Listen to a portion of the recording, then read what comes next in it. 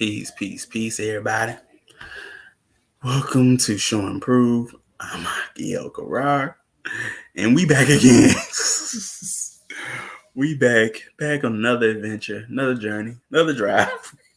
We just go along for the ride. You know what I'm talking about? And this time we're talking about real education, right? Now, actually, last strong. Man, what was last strong? Oh man, it was good though. But yeah, now I can't remember what was last show. Oh yeah, Constitution of Africa. Okay, now I remember. We were talking about Constitution of Africa. So where we talk about what what African um democracy and constitution looks like. It's very different from Eurocentric outlook on it. And then you see how old it was and how it seems very better than, certain other entities, right? So this time we're talking about real education. What's good, Leon? What's good? How you doing? Alien. No, alien. you know. So yeah, man, that is what it is. So that's what we on. So let's get into it. Oh, peace. Yeah, but you can't read. All right. So here we are. Okay. This children's set covered the years of game and play around the ages of 6 and 7. However, general training and some little jobs began to be mingled with play. Primarily training and some little jobs began to be mingled with play. Yeah. Primary education included storytelling, mental arithmetic, community songs, and dances, learning the names of various birds and animals, the identification of poisonous snakes, local plants and trees, and how to run and climb swiftly when pursued by dangerous animals. Now, that's in Destruction of Black Civilization, right? And what you see is education also included survival skills. You had to actually learn, identify poisonous snakes, identify birds and animals, and local plant life, and poisonous plants, what to eat, what not to eat. And you learn this at a young age. Some of us don't even know that. Some of us don't know what poison snakes are poisonous. They just look like snakes to us, and whatnot. It is very but you learn survival skills at a young age, which is very good, you know what I'm talking about, and needed, so and then you learn how to climb and run to when you see a dangerous animal. So if you see a dang on line, how to run up a tree. But if there's a jaguar, I mean they like to climb trees too. So you gotta be careful. You know what I'm saying? All right, peace and Manaya. Peace. I'll be out around. Peace, Master Minulet. So, peace on New Radio. So yeah. All right. Now, child training also included knowing and associating with members of one stage group, as included knowing and associating with members. Why am I always my eyes are bad? And to regard them as brothers and sisters until death and beyond. Little chores around the house became routine, such as gathering sticks of wood for fuel, bringing water, lending the cattle, feeding the chickens, or if a girl looking after baby or younger ones imitate mother at cooking, and trying to learn how to sew and knit.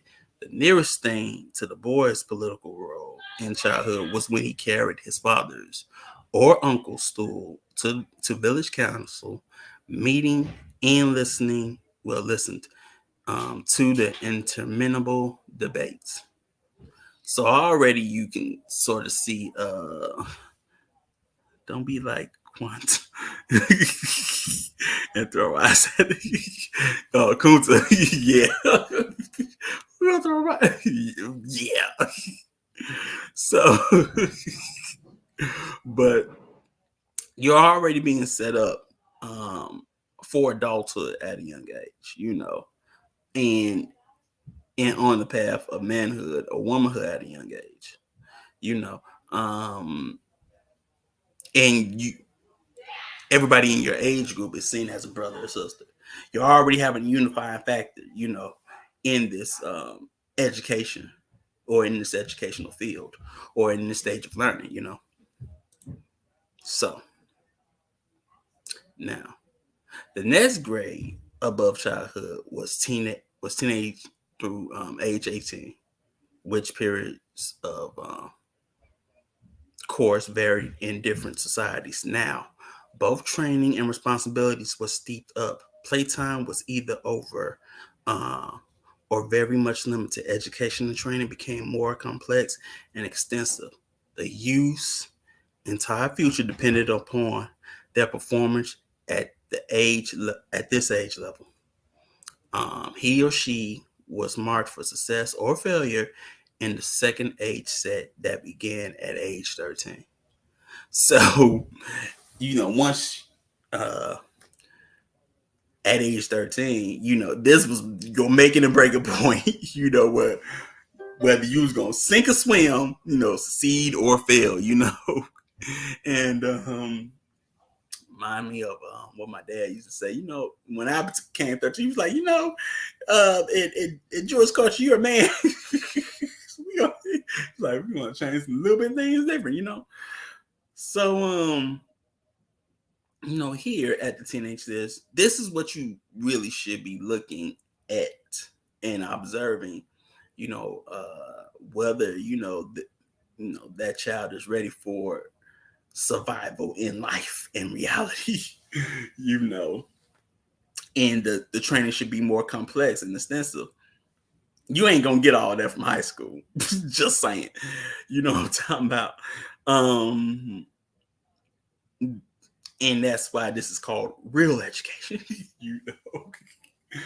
you know, I know we think of at this point, junior high and high school, but like, what did we learn? What did we learn to succeed in life besides, reading and arithmetic? Another stage of math, reading, English, um, history, sciences. But can any of us really use it? So everything was predicated on um, performance for the future, for adulthood, you know. So our children must be educated in a manner so they are not forced to work alongside those who are of contrary spirit and culture. Their careers should be lead them into positions of power. The Anu child's learning must ensure that they are provided lucrative careers at the head of their fields. Without education, we are destined for poverty. And that comes from the Anu way, right? Now, like I said, you ain't gonna get all that with high school. Matter of fact, they don't even care whether you about any of this. They don't care if you. They're not setting your kid up for a position of power. But that is your responsibility in the education, the real education or the real rearing of your child. You know what I'm talking about? That's something that you as the parent has to take responsibility for. And you can't place that responsibility on people that don't look like you or look like you and don't share the same culture values as you, you know? So, but yeah, that should be the goal, you know, to so your child don't have to work a 9 to 5, you know, at McDonald's or whatever.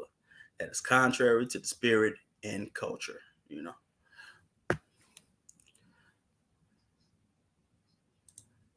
All right. So let's get into it with the first video. About what African-centered education is not. It is not hostage theory. A lot of us believe that if you can just get our children in the presence of European children, of children who are supposed to be more intelligent, then somehow that'll rub off. Sort of like learning by osmosis, where you can just lay on the pillow, and if the book's underneath it, somehow it'll get absorbed into your head even if you don't read it. But just to be able to sit beside them somehow gives our children an advantage. And that, of course, we should know that this is a lie. What is, I guess what makes it not easier to see, but important for us to understand our power, what we were able to do in terms of our education when we had nothing. When the books that we received in the schools were 4th, 5th, 6th generation throwaways that we were able to collect. When we were working on bits and pieces of slate that someone found and using a piece of chalk that we had found or made up or rock to write. And the children learned beyond anybody else. And now we have children who have the best equipment in the world. And we're having trouble teaching them. We're having trouble with them getting an education. So it's not, the tool is not who they're with or who they're around or what kind of equipment they got. It has to do with how they're being taught and what they're being taught and why they're being taught. That's one of the questions we often don't ask, why they're being taught. And most of our scholars talk about the fact that we have to make sure that they understand that they're supposed to be nation builders. You give a child a mission, if these are our geniuses, and nothing is beyond them, which is true. I say, if they are, then we ought to be able to give them the mission of making African people sovereign.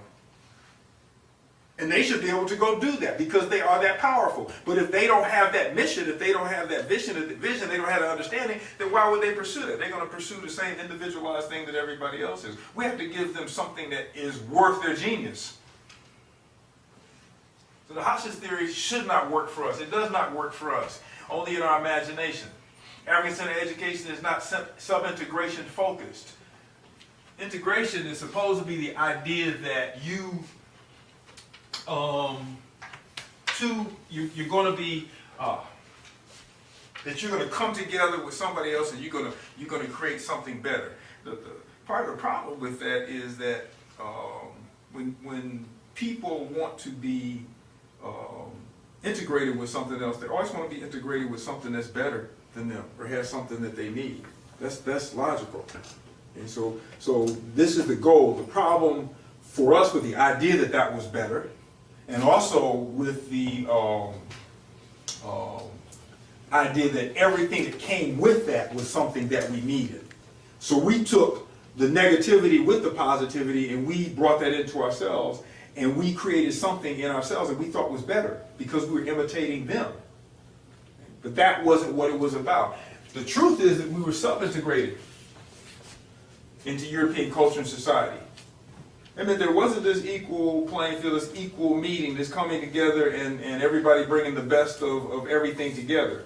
We were brought in intentionally at a level that kept us at a place below them. That kept us inferior.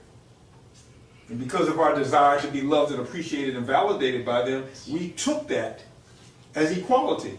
So as Amos Wilson would say, because we have the same things as they do, or we think that we have the same things that we do, somehow we equate that with equality. Okay? The main variable that we're not equal on is the variable of power. Right.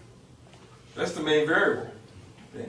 And that is like the difference between income and wealth. With income, people are going to have somewhat similar incomes. The difference isn't going to be all that major, even though it's still dramatic in terms of us and them. But the difference in terms of wealth, which is where real power is in a capitalist system, capital meaning wealth, the difference there is not even fathomable. The difference is so great. We're confused because we work for them, so we think that because we work for Ford Motor Company or whoever, we think that that's ours, that we own it. That if it fell apart tomorrow, that they would divvy it up and we get our share. So we remain very sub-integration. That's the vast majority of us. Being accepted by them. Being incorporated into their machine. Getting our share of the graft of what they have stolen from other people, including ourselves. We want a bigger piece of the pie. The pie is stolen. Okay? The pie has people's blood on it from the people who were destroyed, who are removed forever from existence. And we want a bigger piece of that without having to deal with the morality or the ethics of it. We want a bigger piece of what Europeans have stolen from the world. That's our goal. That goal should not be passed on to our children. Next, Yurugu front and center. When I was a young man, which wasn't that long ago, but when I was a young man, I remember the parents in Philadelphia, in D.C., in New York, in New Jersey, fighting so hard to get white teachers from in front of their children. Because they understood the connection between that teacher and the student's perception of power. They understood that clearly. It didn't make a difference where they understood that clearly. But now, because of this we're all human thing, they're coming back. A study just came out last week talking about the number of teachers in our classrooms who do not look like our children. And many studies in the 70s and 80s show that children learn best from people who are of the same race, who have pretty much the same socioeconomic status, live in their communities with them. They learn better from these people. And now we're allowing this reversal because we have forgotten who we are. We have forgotten what we fought for. Even the children back then. I remember us doing a strike in the cafeteria because the principal was white. We tore that school up, Taft Junior High School. We tore the school up. Within a week, he was gone. And even though it really didn't do a whole lot for us in terms of the classroom, for us it did something, you know. Okay? It did something. And they're returning, going into these schools. We're going to talk about gender confusion, but just Yuruku in the front of our children. The understanding of power subconsciously in a child's mind hasn't changed. That's still the same. And we're trying to pretend that it has not changed. Black first. This is, people have pet peeves. That's one of my pet peeves. Whenever I hear the first black or the black first, this is such a warped mentality for people who want to be sovereign. Or maybe that's my error. Maybe we don't want to be sovereign. Maybe that's the error that I have. But whenever we say this, we say that we are less than them. Whenever we're saying this, we're saying that they are superior. We finally got to a point where we did something that they have already done, are good at, finished with. So the first this, or the first black to do this, or the first black to reset, or the first black to do this, that's got nothing to do with the fact that we have created so many things on our own, within their context. But we glorify black first. We turn that into a phenomenon that needs to be worshipped. We push our children to become black first, as if we're trying to get them to change their opinion about us by proving to them that we're as good as they are. Who are they to be as good as? Who are they to compare with? As scholars have told us, if we want to talk about our greatness, then we need to compare where we're at now to when we were great. Then we'll see how little progress we have made. Not to say that we haven't made progress, not to say that we're not as strong or stronger, but to compare ourselves with ourselves. Not to compare ourselves with lesser gods, to compare ourselves with ourselves. So we should be talking black first. We absolutely should not be talking black first, especially not to our children. We can talk about whoever made this or created that or built this or what have you, but it shouldn't be in the context of black first. We're already there. Rote memorization. This is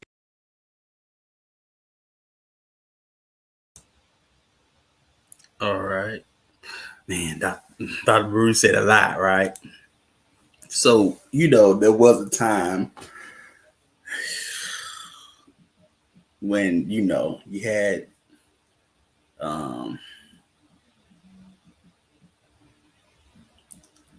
I'm gonna say great grandmamas, because for some, got the younger. So I can say your grandmamas, your great grandmamas by now. Yeah, they didn't go to the best schools, or and they had hand me down textbooks from the white schools that were a lot older, weren't in the best condition. And the school wasn't in the best condition either. But yet they were able to be, you know, in a sense, their genius was awakened. I'll say it like that. Their genius was awakened, and sometimes they didn't go all the way to high school, you know. But yet, what they were very wise, growing up. They had all the smarts that they that they would need, even if they didn't go to high school. They was they were sharp.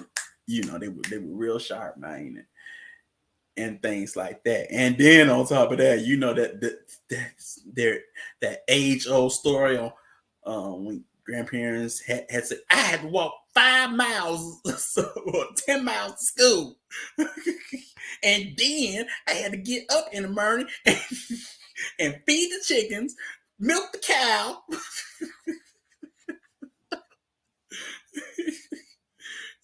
saddle up the horses, and do that all before school, before I had to go to school.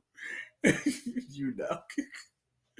Um, but yeah, man, that is true. And then yeah, we put a lot of emphasis on black first. A lot of emphasis on black first. Uh, it reminds me, what was that movie called? Anyway, it was about the Little House Rock, Little Rock House 9, right? Little Rock, I'll say a house, Little Rock 9, right? I went to Central, and Morris Chestnut was in it, right? Young Morris Chestnut, like young Morris Chestnut, and in the scene, he's talking with his mom, pretty much whether he should go or not go, stay at his black high school, or go to the white one. And then she says, "Why don't you talk to Jackie about it?" Which is Jackie Robinson. And oh no, this is like Boys in the Hood stage, but this was like not a really famous movie. It's like one of the B movies you got to catch on the fly, which I did, because at one point it was on Disney Channel when I was a kid. But she was like, "Why don't you talk to Jackie about it?" And like I said, she was talking about Jackie Robinson, and she was like, "They called him names, they spit at him, they even threw baseballs at his funeral, and that's what it took for the first black baseball band in the majors." We put too much emphasis on black first, even today.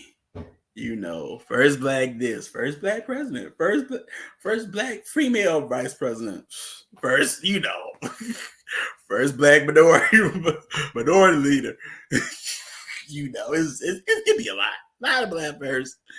But no, not Boys. But like he's that age. He's around that age when that movie came out.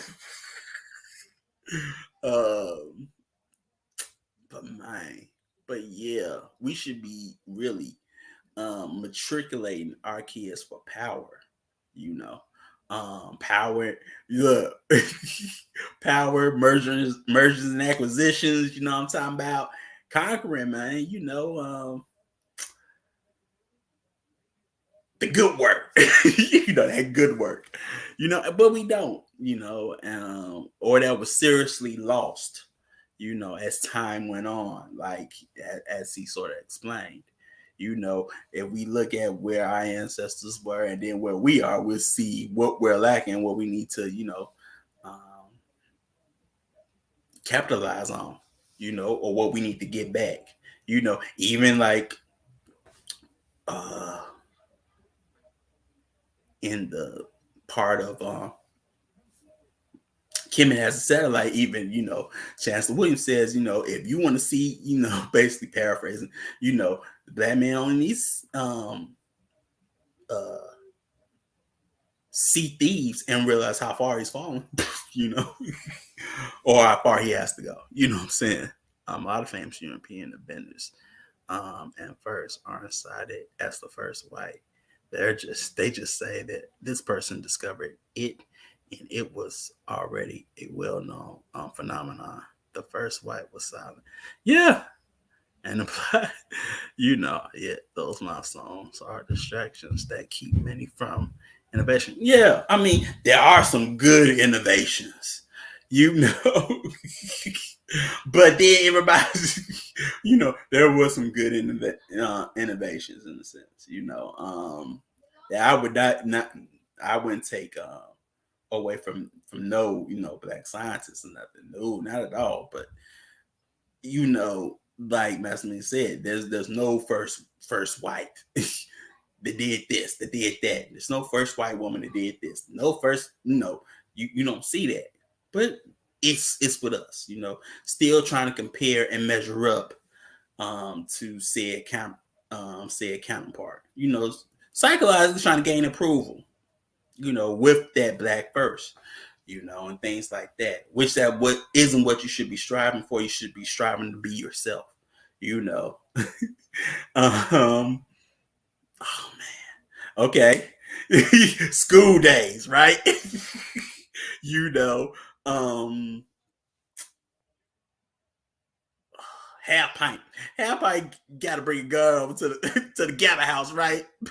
So he goes to that, right? It's good, and he's like, don't you, he's asked, but can't you ask Rachel? She got a lot of friends. He said, Rachel? Nah, no. What are you smoking crack? But don't you know any girls? He said, what? Was I know I asked already. So, what you, I don't know what to say. What am I going to tell them? It's like, well, tell them what they want to hear. Why you butt off, man? You know what? You, just be yourself. Just be yourself. This sometimes the best advice to give because here you are trying to be something you're not, and sometimes it's just better to be yourself. And it's the same instance. You got to be comfortable in your own square or your own be comfortable in your cultural identity and personality, and not have those insecurities to no one that doesn't look like you, because they see it, and that could be that could be a sign of weakness, you know, hey, predators smell blood a mile away, man. So don't give away the home world. Yeah. But you have to have that security in your cultural identity and personality. So now, we're talking about the boys, all right.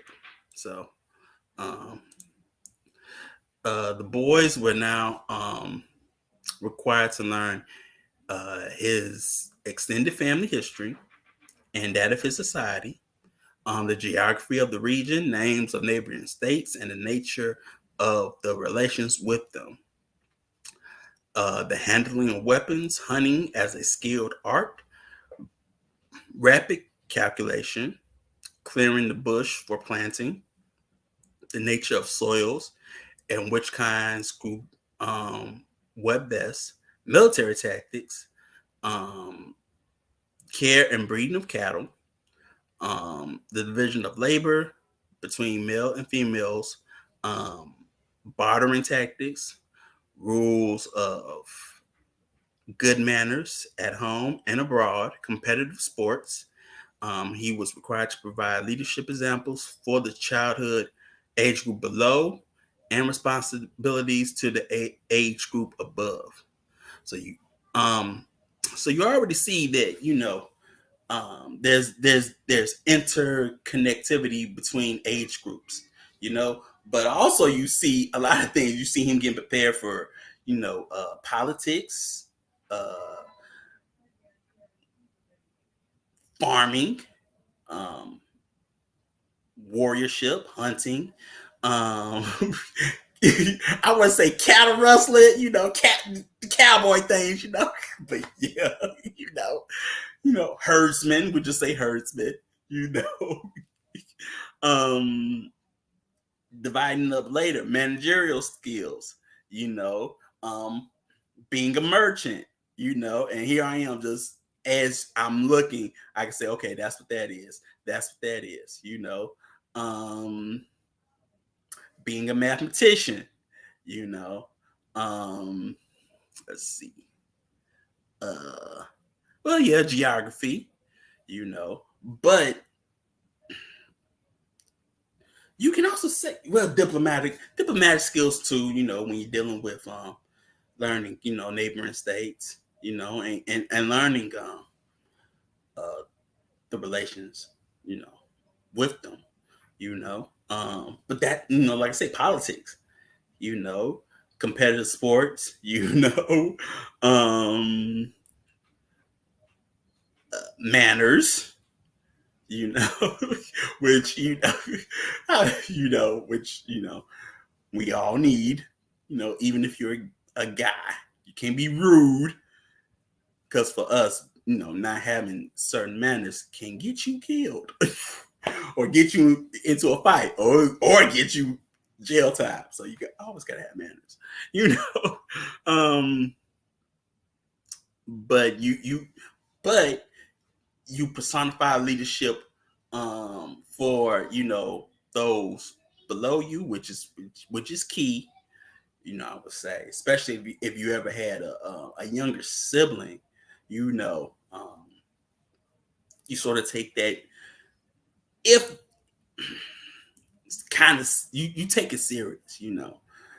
Sometimes you always hear, if you have siblings and they bemoan, like, and you have your parents say, take your brother here, take your brother there. I don't want to do, or things like that. But that's important because you're exemplifying leadership for for your for those younger than you, which sets you up to be the leader, um, a leader in your peer group or amongst your peers, because you may come from, a leader amongst your peers, or a leader in your household, a leader in your tribe, a leader in your clan, a leader in your nation, a leader in your family, So that's, like I said, that's real education. If you look, if you look at a lot of these, what's the main thing a boy is really taught to excel in? Sports. And that's it. Sports. We don't care about handling weapons. We don't care about hunting. We don't care about math. They ain't gonna show don't care about if you know math. But sports, go ahead and go, baby. Get to the NBA, NFL, so you can buy us a house. So, you know, bartering tactics, man. I mean, merchant skills, knowing prices, and the value of things. That's a very needed skill, because people will try to get over on you, you know. So yeah. All right. So the apprenticeship system, in which one became a skilled craftsman, was one of the most important of the school level, the second level age set activities. This is another reason why this age grade was the most crucial of all. At its end, one went through the initiation rites for the exalted level of manhood. So apprenticeship was very key. Like I say, it was sink swim but it set you what to learn a skill, a crafting skill, you know, and it was very important. Now, I have to look at it from okay. The girls' age group differed from those of the boys. Introduction to womanhood roles, for example, was earlier. They had the same intellectual training as the boys: history, geography, rapid calculation, poetry, music, and dance. Um, the training in childcare, housekeeping, gardening, cooking, marketing, social relations, with particular stress on good manners. These were some of the essentials in the age grade mentioned above. Does not reveal the important kind of training that came under that heading, for its most important aim was how to be a successful wife, an everlasting desirable wife. In many societies, this training by older women away from the community included the art of exciting sexual intercourse, position variations, cleanliness in, in, a, in a relationship, and in short, the do's and don'ts in intimate relationships. Yeah, I'm just like that. Don't mind me. Um, artistry. Okay. So as you can see, the girls learned some of the same things as the boys, but with more emphasis on feminine arts. Hey, better you learn it from from your mama, your grandmama, than out in these streets. Yes, I will make a joke, but I find that funny. But it's important, Better you learn from them, because now but yeah, but all of it was centered on what? Being a desirable wife, not being for the streets. you know, you was learning all these things to catch a man and keep a man. to have a position in a household. Okay. All the important stuff they had, they priorities straight. So you don't learn from Kiki down the street. Yeah, Kiki, yeah. So you ain't learning from Kiki and Tay Tay and Keisha. I'll just say Keisha. Keisha's a no. Keisha's a common name. Any of the Ishas. Ty Isha, my Isha, Kai Isha. That girl was wild. But yeah. So, but these things are needed. So, since this is true, the best inside society can do is provide absolute equality of opportunity, so that each individual will be free to rise to and serve at the level of his capacity. The task of discovering and fully using the factors of individual difference and discovering and fully using the factors of individual difference in leaders and followers will be continuing social and economic tasks. The capacity to learn is involved. Character is involved. Love of family, tribe, and nation is involved. Personal security is involved. The willingness to follow as well as to lead is involved. And that comes from the rebirth of African civilization, which preceded destruction of black civilization, for those that don't know.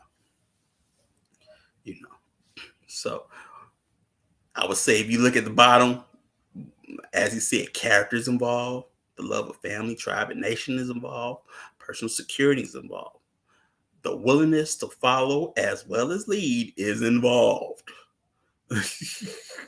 See, the willingness to follow as well as to lead is involved. I go for both of y'all, you and her.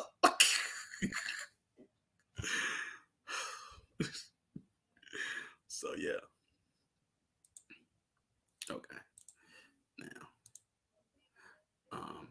some problems in organizing the community for forward united action will appear to be unsolvable. There are none such, in fact, and the whole process of community organization, discovering important needs that united action can meet, determining who is best trained and otherwise qualified for this task, or that leadership roles or managerial and technical skills plus character, see that's in italics, determining additional training needs, discovering new incentive factors in group action, determining how best to develop economic activities as the basis for a more wholesome spiritual life rather than self-seeking ends in themselves. The whole process can be a medium for the highest individual personality development and an inspiring and most rewarding adventure for all members of the community. That's a lot, but yeah, you know. So, as you say, it may seem like these problems cannot be solved, but they can. They absolutely can. You know, so now prevailing economic theories and practices will, in some fundamental particulars, have to be modified or revised if they are to be useful in cooperative organization and practices. There must be expert African economists.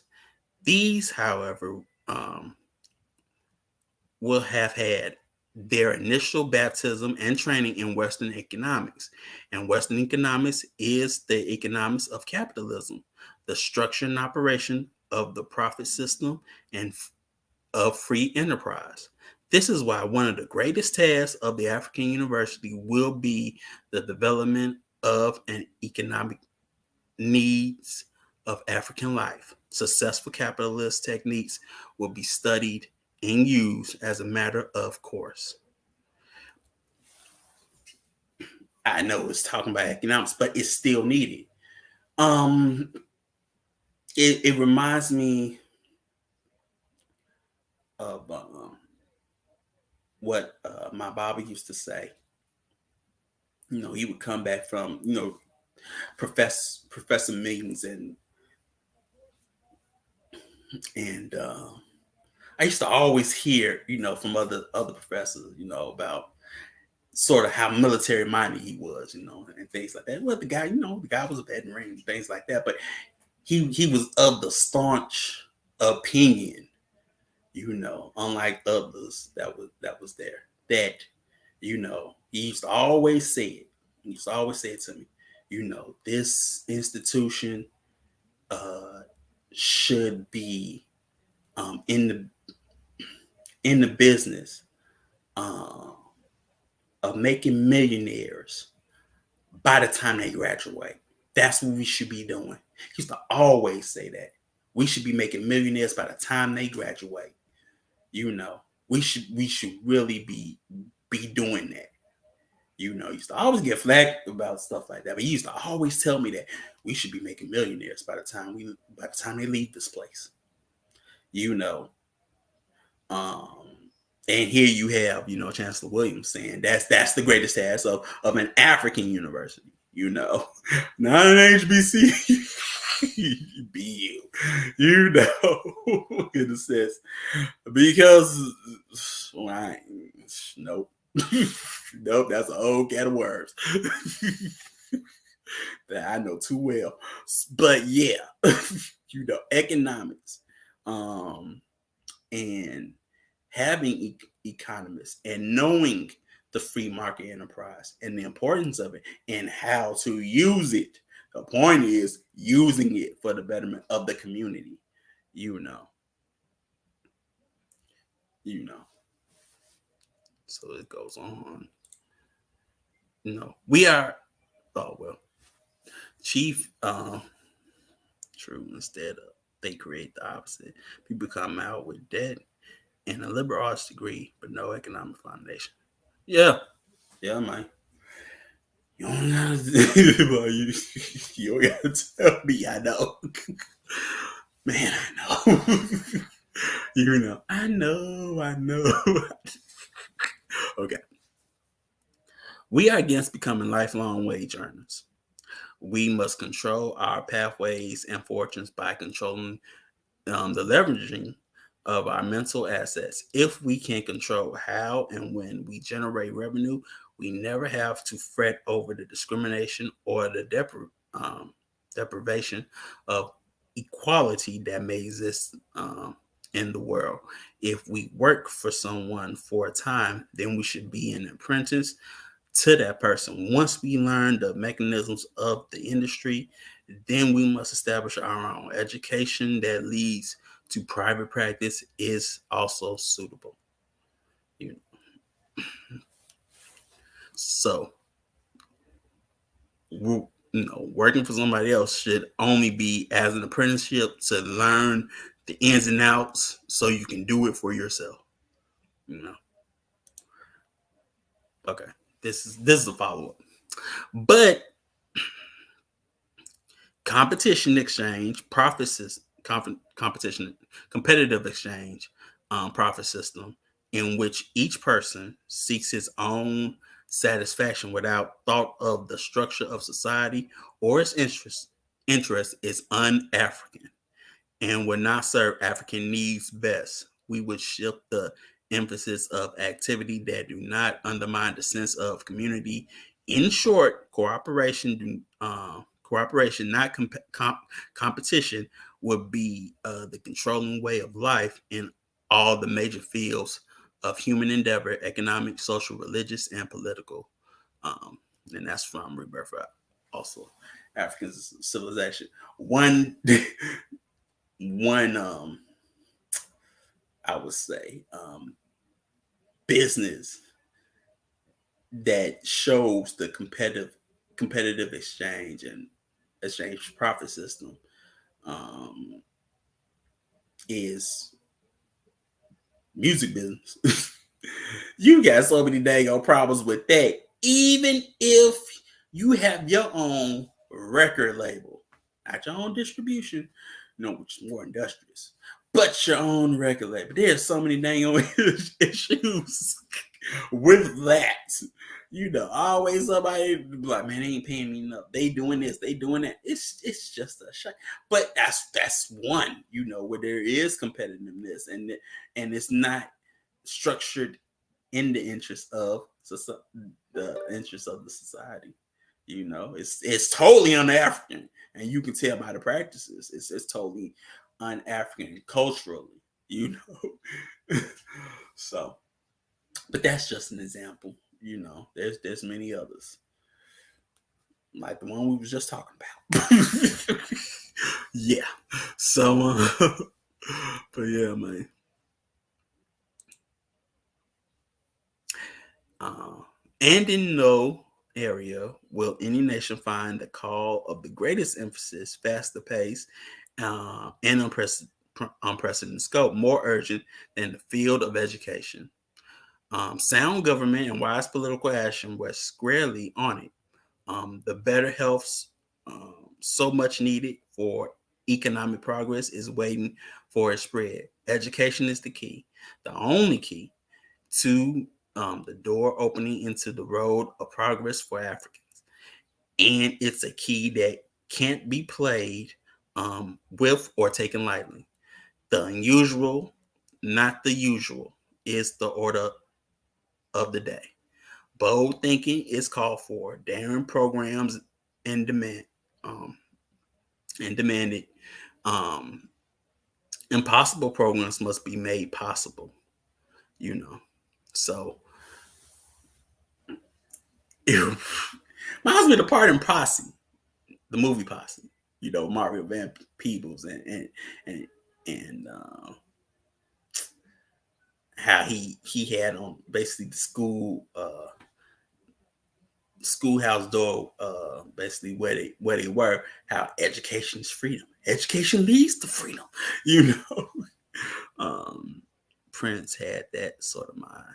Why I give all my money and masters to a record company when I can do this myself? Exactly. I can do it myself. You know. Why I take a 360 deal? You know, where I can do all this myself. You know, and be holding to no one. You know, shoot. I probably would have been better off, you know, selling these in the back of my trunk. You know, but that's old tech. You know, now you could just get your name out there with social media, you know, and keep on putting your name out there on different platforms, you know, and then still sell it yourself, you know. But yeah, man.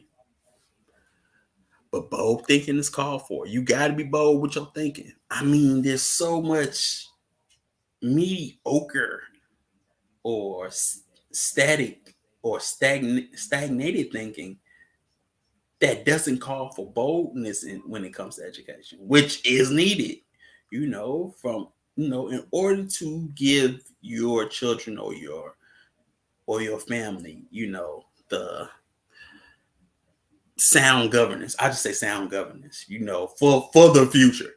You know what I'm talking about? That's me with another one. Man. You're gonna say, man. Oh man, in New Orleans, man. You know, oh man, that yes, P was on it, man. Like, you know, he was on it, you know, and try to put, you know, and he was always trying to be one thing, you know, he was coming out, oh, we gonna have, you know, no limit cell phones. Like, what? You know, he was everything. He was putting like everything on no limit, making movies. You know, I got the hook up. You know, granted, they weren't the best, but you know, I mean, they put out something. You know what I'm talking about? You know. But yeah, man. So,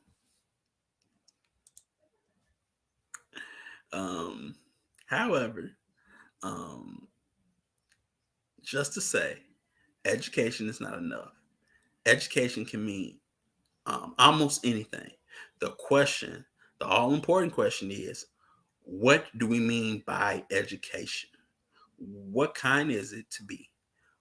Is it to be the usual kind pursued by the nation states of the world? Is this the kind needed by the new African nations? What is education supposed to do anyway? Is it supposed to produce better men and women, or is it only concerned with intellectual development? Is it book learning? You know, always at the box, always promoting his own gear and products. Yeah, he was, man. Um, so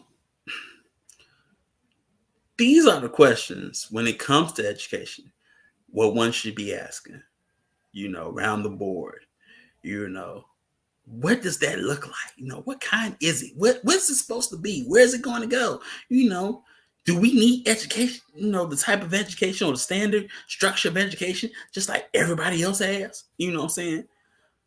That comes into research, you know, because not everybody in the rest of the world, everybody has a different educational system. You know, that works for them. You know, even uh I hear when Clark used to talk about the Japanese, you know, and how, you know, these people got like last, you know, got bombed and everything, but they held true to their education. You know what I'm saying? They controlled the narrative of their educational structure and educational system. That's one thing, for sure. They held true to their education.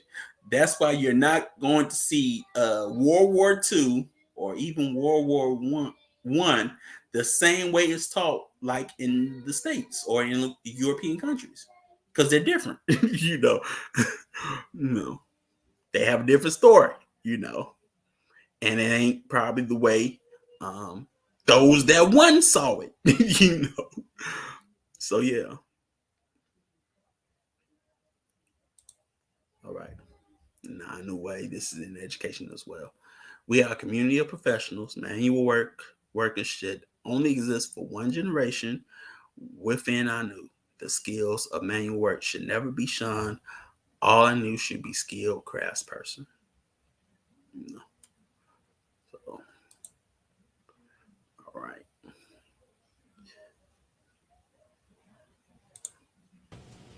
We were already there. Rote memorization. This is another one of my, pet peeves. When I was growing up, the emphasis was on making your child think better. My mother would drive my brother and I crazy sometimes when we would ask her something and she would ask it back. I remember the one, maybe it's so traumatic for my brother. We were at the airport. He wanted to learn how to fly, and he eventually did. And he turned around, and I'm 3 years younger than him. He asked, "Mom, what happens if a plane lands upside down?" And I could see my father going, "Oh." I could see him, and she turned around and she looked at him and she said, "Tell me, what happens if a plane lands upside down?" And he knew he was corny because he had to come up with something logical, even if it was wrong. It had to be a thought out, logical answer.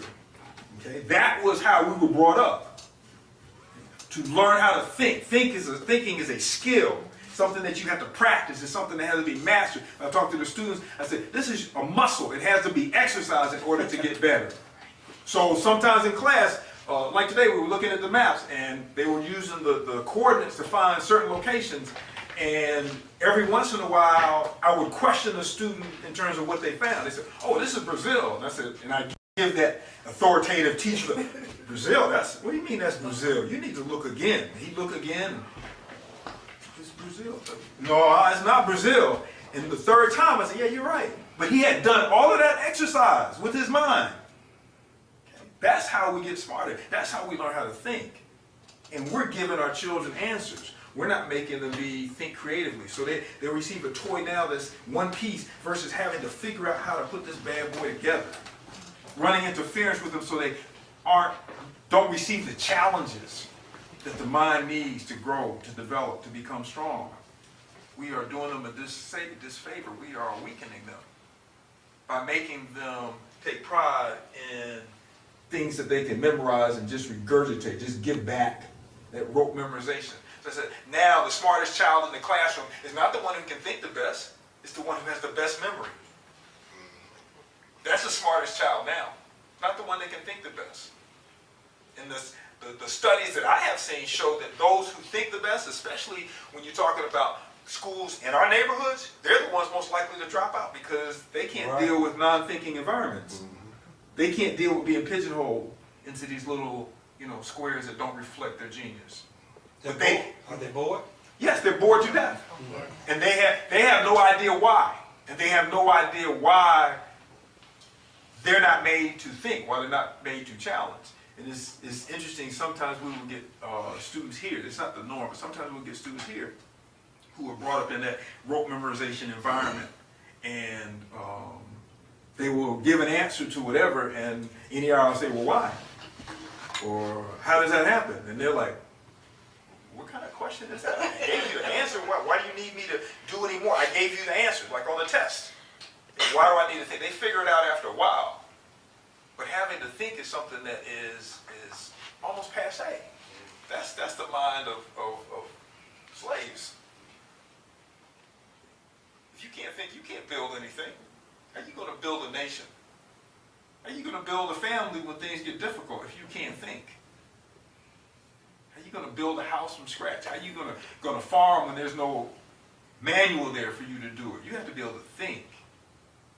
And we're taking that away from our children in all areas. I'm gonna skip gain influence because that really works in with some of the other ones. African-centered education is not about getting a job. If anything, it's about creating. Teaching our children to create, to build on their own, and to be able to deal with the difficulty of having to start from scratch. It's not easy. That requires some intestinal fortitude. That requires some inner strength to be able to build from scratch and to know that you're going to win if you just hang in there long enough, that you're going to succeed. They're saying that black folks tend to quit. That's funny, I forget who they were. Black folks tend to quit right before they've won. Right before they've won, they tend to quit. That's sad. So we're not about maybe making jobs for our people. We're not about getting a job so you can increase someone else's income or someone else's wealth. It's about making jobs for yourself and for others. And that requires that kuumba, that creativity to be nurtured in our children. They need to start this out young, even though, of course, they will be not coddled, they will be supported by people in the community who, if this product was made by an adult, they wouldn't buy it. But they need to have the experience of trying and seeing how people respond to what they do, whatever it is, whatever their talent is, it's sellable. They need to understand the importance of us buying from each other. What, $1 trillion and less than 4% of our monies goes to black businesses? That needs to be reversed, and that's a thinking problem. Amos Wilson said, an economy is a set of relationships between people. Exactly. It's not currency. It's how we relate to each other, how we see each other. Production, distribution, consumption, how we see what we're supposed to do with that. That's a mentality. That has to be taught. Okay, that's the bad. Now, let's talk about the good.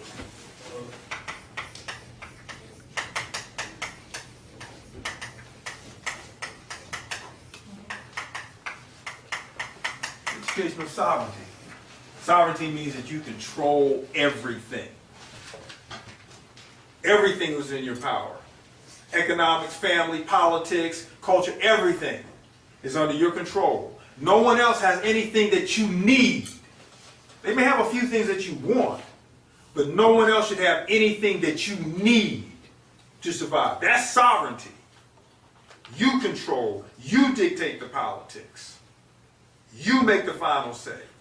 You do things in your interest, in the interest of your children, and you do not allow anyone to interfere with that. Anyone. That's sovereignty. That's power.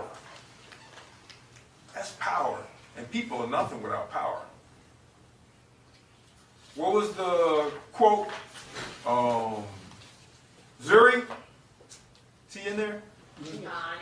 Zuri. What was that quote about Garvey and power from this morning?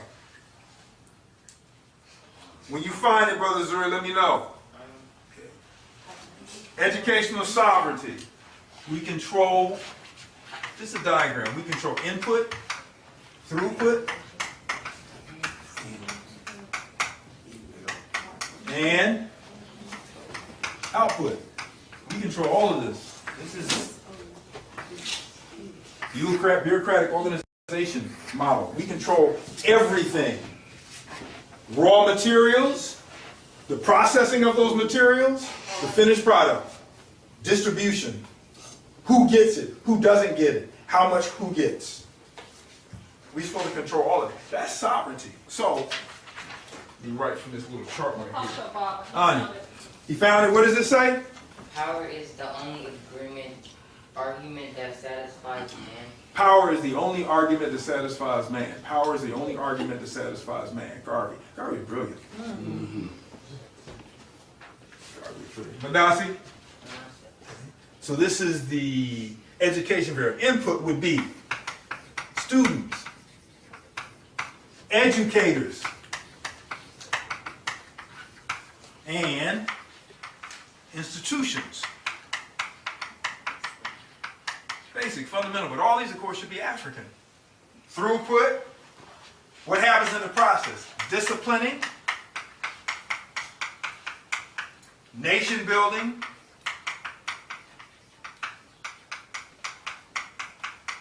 Education.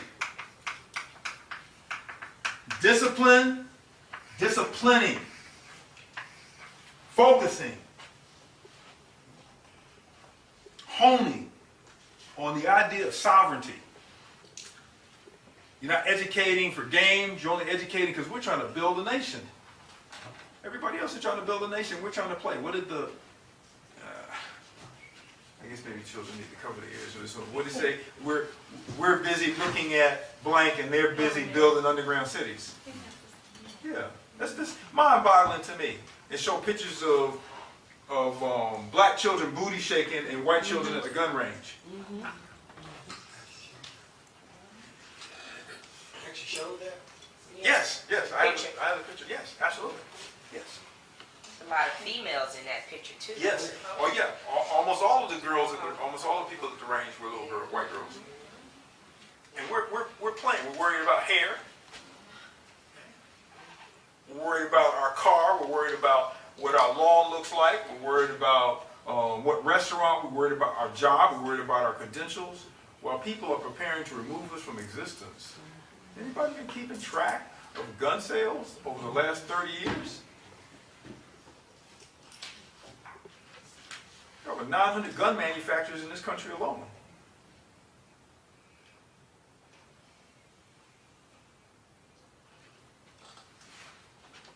We're not ready.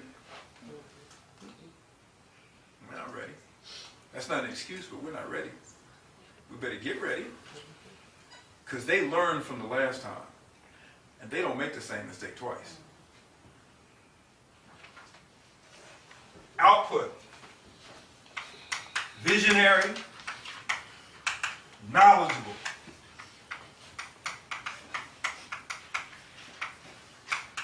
Thinkers. Because there may only be one left. And that one thinker needs to be, well, it needs to be two, because you got to have the man and the woman. Because they might have to build from scratch by themselves.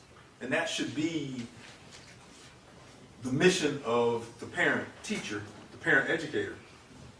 I want to give my child or my children everything they need to build African from scratch. All of the disciplines, engineering, everything that they need to build from scratch. So everything that I do, my child should be involved in. I'm changing the light switch, my child needs to be there. Changing a tire, my child needs to be there. If I'm cooking this, if I'm planting that, if I'm constructing this, everything that I do, my child, even if they can't handle the material, they can at least watch, because familiarity with it will come in handy one day. Everything that we do, our children need to do. Everything my father did, I watch. My brother would watch. I don't understand why today this is separation. Somebody else is going to teach your child what they need. Somebody else should augment, should add to what you teach your child what they need. But they should be the primary instructors. At all. Okay. Now, I want to change these, leave the chart here.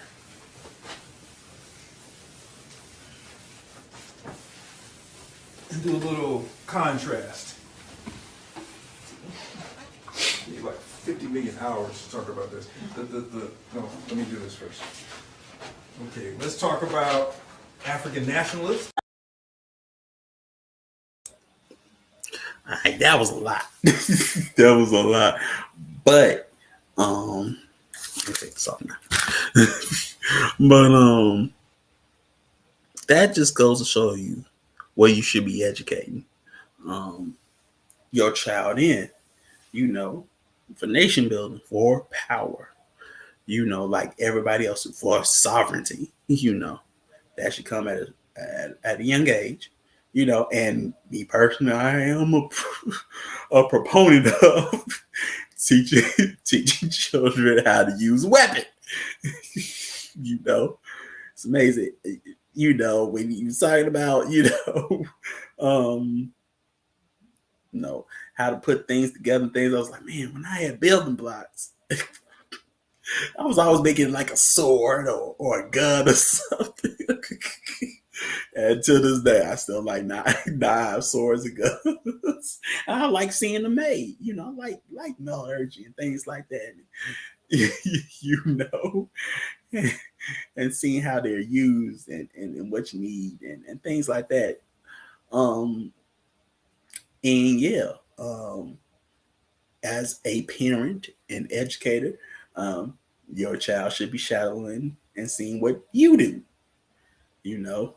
But yeah, Master, I do miss the sound of a blackboard because that squeaky whiteboard stuff just annoys me. You know what I'm talking about? It annoys the mess out of me. I'm like, oh, it just sounds like you just writing on a window. With a squeegee, with a wet squeegee. It's annoying. you know. Um, that promotion of critical thought is important too. We were trained to look. Just put up. We were trained to look. To others for solution as opposed to being intellectual adults. Yeah. We're not trained to be the problem solvers. You have to be the problem solvers and the critical thinkers and the ones with the critical answers. But yeah, like I said last time, we always skip that part of the book. We can have all, answer everything else when it came to those questions and answers. But when it came to critical thinking, never did it. Never did. Which is key. So we read all the blackboards and placed them where whiteboards. Think about it's already been done. Not saying I don't like them. It's just you have to. It's more easier on the ears, until you scraping a blackboard. Then you like, ow, but yeah. But yeah, it sort of makes me think like what everything I saw my dad do, I was able to do. At a young age, I was able to use the stereo and record player, like as a kid, like 3 years old. I was playing Michael Jackson all the time because I knew how to use it. I knew how to use the radio. The stereo. So I was always playing the Michael Jackson Bad album. Yeah, that was my favorite album. I used to always play that one. Yeah, I don't remember no other. Like I do remember the Stevie Wonder, the Freddie Jackson, the Whitney Houston, because we had more than one. But that was my favorite album. I always used to take that one out. And I sort of learned gun safety at a early age because I knew when my father hit his. And what else? Oh, I knew how to hook up a TV because he taught me how to. Yep. How to do cables and things like that, how to work VCRs and stuff, and how to change a tire, how to change oil.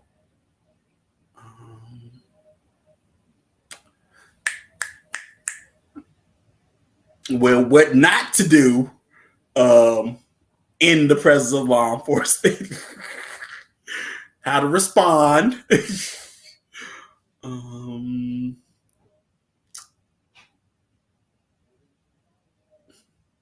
He did teach me a little bit of exercise, especially when I was in football. But yeah, and because he was in the military, he parodied what he learned from the military. He parodied cadences, which at the time I didn't know was running cadences. But he used to, because I was always having trouble with my run, and then he would run with me, and then he'd be like, "Gotta go, airborne." So even when I was in the military, I was already running like that, even when tired, because I already was trained like that. So yeah, man. Yeah, you gotta shout at your parents and have them teach you something. Man. You know, that's important. But it should also be about sovereignty and, like you say, make it a nation from scratch. Because if all this stuff leaves tomorrow, you gotta make it from scratch. You know, you gotta learn herbs and engineering and architecture again. You know, like it's happened in history. You know, many times you have to relearn all of that. You know, you start from ground zero, but not so bad from ground zero. You know, it just be like what you see in movies, dystopian, but you still got to build it from scratch. But you know, you still got a little bit of level up because a lot has been done for you. You know, but you should be able to still know what to do if you have to build it from scratch. So moving right along. Dun, dun, dun, dun. Okay. Um, the identity miseducation, as you can see, you know, black skin, white mask. If you ever read Frantz Fanon, you know, that's what this picture depicts. You know, so for every individual, uh, Dr. Slumka, yeah, man, that was ground zero. Yeah, only difference is you ain't on the sciences. Exactly. You know, but for every individual, his or her own cultural identity is a function of that of his or her own people. Consequently, one must define the cultural identity of a people. This means to a great extent, one must analyze the components of the collective personality. It's from Sheikh Anta Diop, Civilizational Barbarism, right? And it goes into what that collective cultural personality is. Three factors, and that is the historical factor, the linguistic factor, and the psychological factor, right? So, you know, every attempt to reinforce or to modify the cultural personality must consist of carefully studying the appropriate mode of action on these three factors. Perfect cultural identity corresponds to the full simultaneous presence of these factors in the individual, but that is the ideal case. In reality, one finds all types of transitions from the normal to the extreme case of an identity crisis following a lessening of the distinct factors cited above. You know, so what we want is the ideal case, but in reality, that's not good. You're gonna find some identity crisis within a person. You know, this is well, this is why, you know, black, you know, African or black psychology, melanin rich psychology, whatever you want to call it, is needed because we all dealing with sub identity issues, especially us. You know, we all dealing with sub identity crisis. Um, that needs to be addressed if we are to be back on balance to a normal cultural identity and personality, you know. So the historical factor. The historical factor is the cultural cement that unifies the desperate or this disparate elements of a people to make them into a whole by the particular slant of the feeling of historical continuity lived by the totality of the collective. It is the historical conscience thus engendered that allows a people to distinguish itself from a population whose elements, by definition, are composed of foreign tourists who come from the five continents and who do not have any cultural bond with each other. The essential thing for people is to rediscover the thread that connects them to their most remote ancestral past.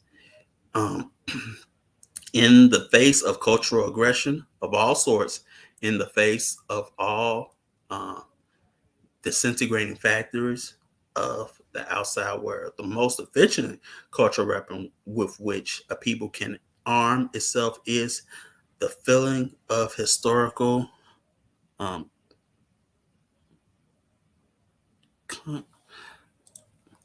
it's black. So I have to look at it. Oh, continuity. That's what I thought it was. So as of course this is my favorite factor, you know, and why it is important. You know, it's important to have this, to have continuity, and you know, to know who you are and about your past. You know, where you can see, like John Henry Clark would say, you know, um, where you have been, where you are, and what you still must be. You know, like a clock. You know, talk about it. It's more to it than just, like I say, learning fast. You're you're basically laying foundations on your cultural identity through the historical factor, cementing that. You know, cementing that identity. You know, because once you know who you are, can't nobody take that away from you. You know, and you're always making moves, at least for us, to claim more and more of it, you know, more and more of it, you know. But you have to make the moves, and you got to make sure you don't die black and proud, like Dr. Amos Wilson will say. You know, it's not just about feeling good. You know, it's also the historical fact that should put you also into action. You know, so we have said earlier that a people without an historical conscience is a population. The loss of national sovereignty and of historical conscience following a prolonged foreign occupation engenders stagnation or even sometimes regression, disintegration, and the partial return to barbarism. This was the case with Egypt under the Romans, if we can believe Juvenal. You know, so all this tells you basically is pretty much what happens to you. You know, because of occupation. This has caused what? Stagnations, regression, you know, disintegration, you know, and partial return to what? Barbarism.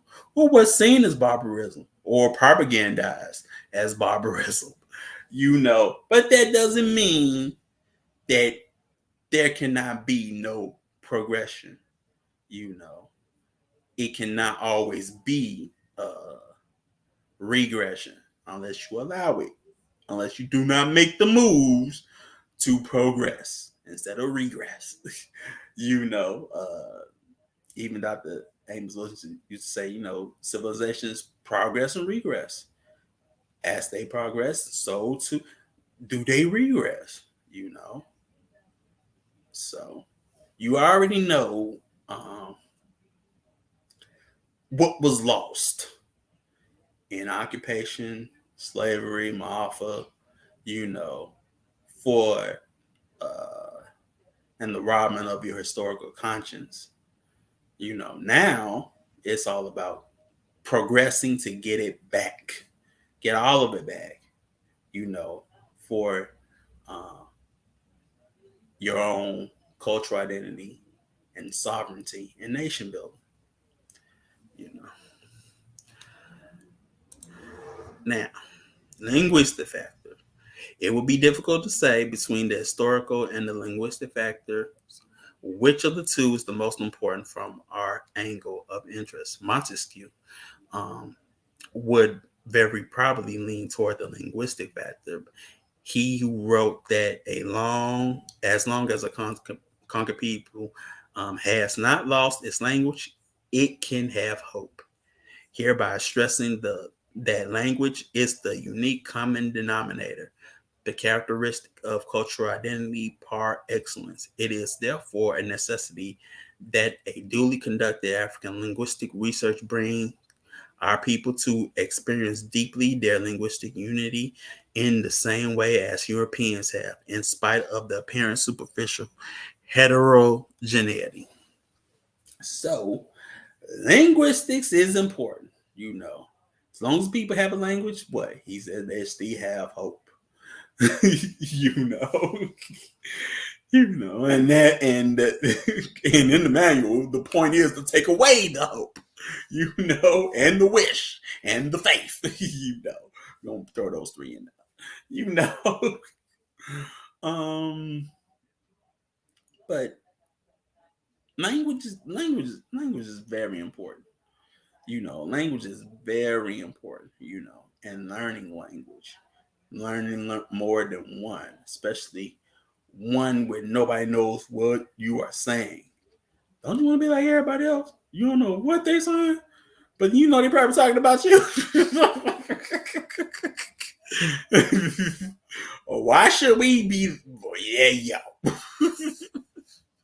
yo. Erasing language started with the forced changing of the names. It's in the manual. Yeah, and that, but sometimes it depends on where you're at in the Americas. Sometimes it depends on where you're at in the Americas. But the same thing happened. just sort of different. But yeah, it depends on where you're at. But for us, oh yeah, your name is Toby.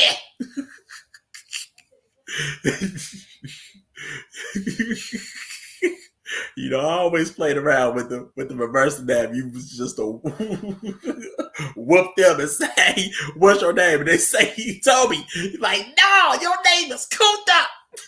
Kunta. I thought that would be funny, or at least to me. I mean, yeah, in roots. Make sure you don't know how to read this new language. Yeah, for sure, man. For sure. Not only, linguistics is a part of writing, I would say. That's very important. I find linguistics and new writing systems very interesting. Especially, if you can create a language like Dothraki and High Valyrian and stuff, you can look, you can make up your own language if you wanted to. But also you can revive certain language nobody speaks anymore. I mean, hey, Coptic's still around, and there's Aramaic, and of course there's Hebrew, and there's Bantu. There's many dang on languages, especially when you get on the continent. There's many languages, and I think all you gotta do is just make them hot. Make them hot. Put the drip on the language. You know what I'm saying? Make everybody want to learn. I guess. That you can do. That we can do.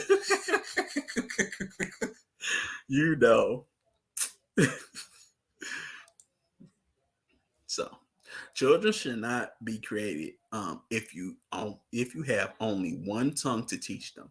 Both parents should know at least 25 words in Aramaic and Bantu tongue. Message. So yeah, man. It's already there. I was just putting it right there because it coincides with what was said. You know what I'm talking about? I know, right? I mean, they already use sickle swords. Once I saw they was using kopeshes, I was like, it's a mixture, but I see it already. You can make a diss track in Dothraki. If you can have that go. Valeria's looking like you. Oh yeah, you can make it. Oh, and make it hot. To a drill beat. The crazy part is that scene promotes the assumption that tribes only spoke their own language.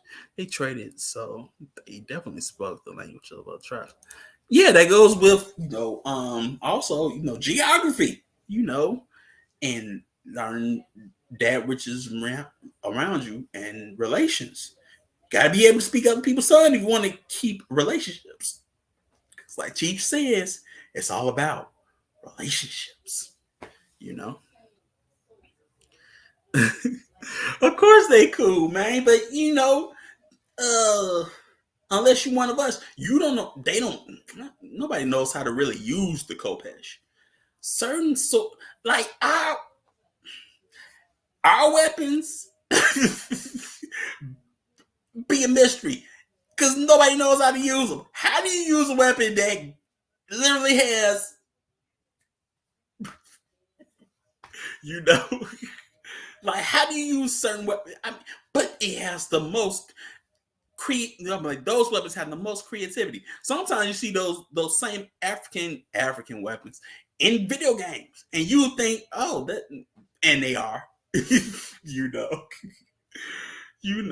the most creative weapons you've seen. You know what I'm saying? And it'd be amazing, unless you knew. If you didn't know, you know. But yeah, man, some of the most creative weapons you see come from Africa, man. Or whatever. It's just not spears. Like everybody would believe you to believe, you know. So yeah, we had swords too. Crazy ones too, but they served a function, you know. Um, Even the Kopesh, basically get over the shield, man. Which was smart, you know. Show that you paid attention to war a lot. If I want to, basically win a battle, and I have to get over a shield, I need a weapon that helps me do that. Why don't we create a weapon that does that? I got it, And ultimately deemed inferior to European swords. They weren't made for you, bro. Yeah, well, even if you look at European swords, they look like another version of your swords in a sense. If my a professor I knew had African swords. I used to go to his house and he had African swords. I'd be like, man, this looks like a European sword in a sense, just a little bit thin, but same thing, But they'll make you think, oh, but this is the best thing since there's those best things since sliced bread, or they'll say, and then there's that fight between the European swords and the katana. What I'm talking about? It's like, bruh, a sword is a sword, and they always use for different things. For different cultural warfare reasons. You can't sort of unify them that way. It doesn't work. Or like when you got them Indian whip swords, man, those were cool. Like those was cool, man. Or the ones with that you actually have to ball your fist up though, and homie had them in Tekken. Or was it Tekken?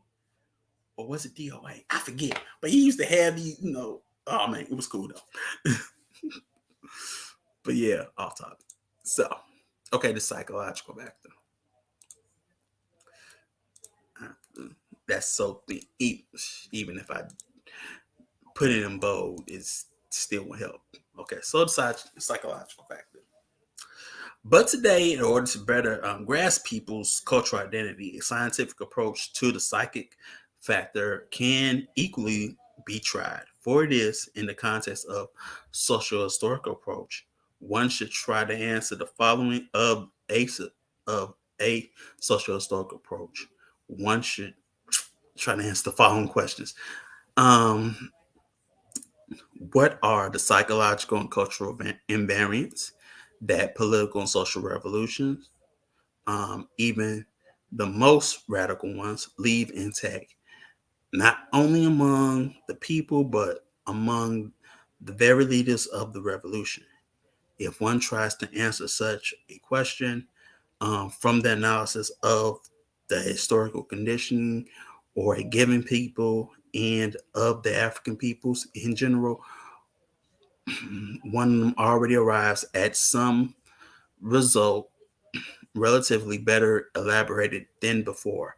One realizes that the community gaiety, which goes back to Galen's epoch, instead of being a permanent trait due solely to the sun, is a result of the reassuring communally securing social structures that bog down our people in the present and in a lack of concern for tomorrow and optimism.